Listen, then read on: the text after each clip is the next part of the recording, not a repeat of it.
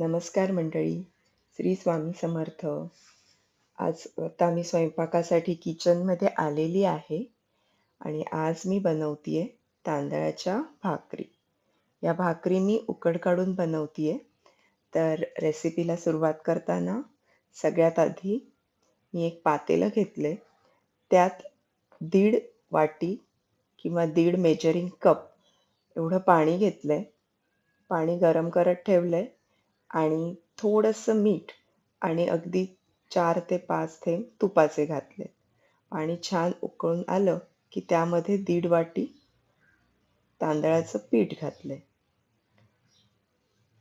उकड काढून उकड झाकून ठेवली आणि त्यानंतर 4 ते 5 मिनिटांनी अशी परातीत मोकळी करून घेतली. उकड हाताला सोसवेल इतकी कोमट झाली की मळायला घ्यायचे. पीठ मळताना सगळ्यात आधी आपला हात साध्या पाण्यामध्ये बुडवून घ्यायचा. या उकडीमध्ये आता पाणी घालायची गरज नाही. फक्त हलक्या हलक्या हाताने पीठ मळून घ्यायचे. सगळ्यात आधी सगळं पीठ एकत्र करून घ्यायचं आणि त्यानंतर छान मळायचं. पीठ जेवढं जास्त मळलं जाईल तेवढी जास्त भाकरी मऊ राहते.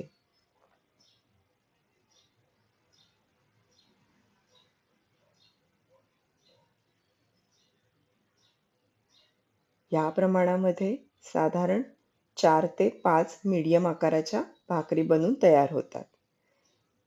साधारण 5 मिनिटं पीठ मळल्यानंतर अशा प्रकारे एक गोळा तयार झालेला आहे. पीठ मऊ असलं पाहिजे म्हणजे भाकरी मऊ राहते आणि छान फुगून येते.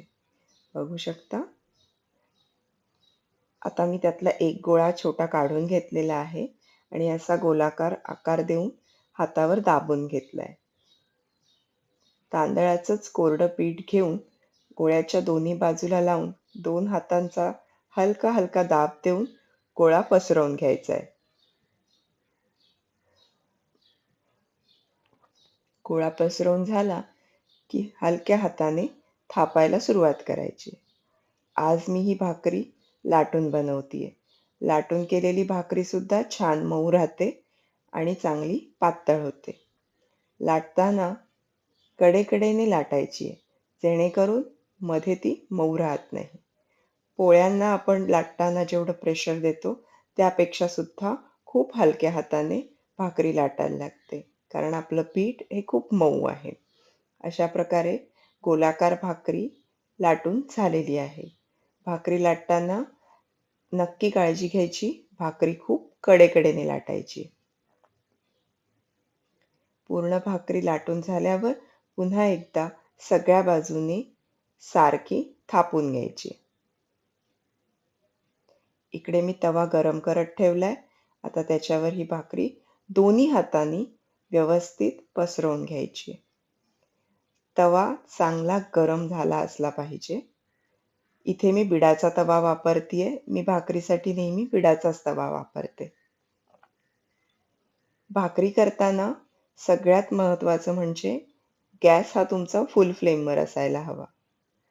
वरतून लावलेलं पाणी सुकलं की भाकरी लगेचच उलटून घ्यायची. आता एका बाजूनी भाकरी पूर्णपणे शेकवून घ्यायची. 2 ते 3 मिनिटात एका बाजूने भाकरी छान शेकली जाते आणि त्यानंतर पुन्हा पलटायची. भाकरी अगदी 3 ते 4 सेकंदात फुगायला सुरुवात होते. काहीही न करता भाकरी व्यवस्थित फुगते. भाकरी पुन्हा पुन्हा पलटायची गरज नाही. 2 ते 3 पलटीमध्ये भाकरी व्यवस्थित शिजून तयार होते आणि मऊ सुद्धा राहते. बघू शकता, मी सांगितलेल्या प्रमाणात 5 मध्यम आकाराच्या भाकरी तयार झालेल्या आहेत आणि अतिशय मऊ आहेत. ह्या भाकरी दुसऱ्या दिवशी सुद्धा अशाच मऊ राहतात. रेसिपी आवडली असेल तर नक्की लाईक करा, शेअर करा आणि सबस्क्राईब करा. भेटूया पुढच्या व्हिडिओमध्ये. बाय.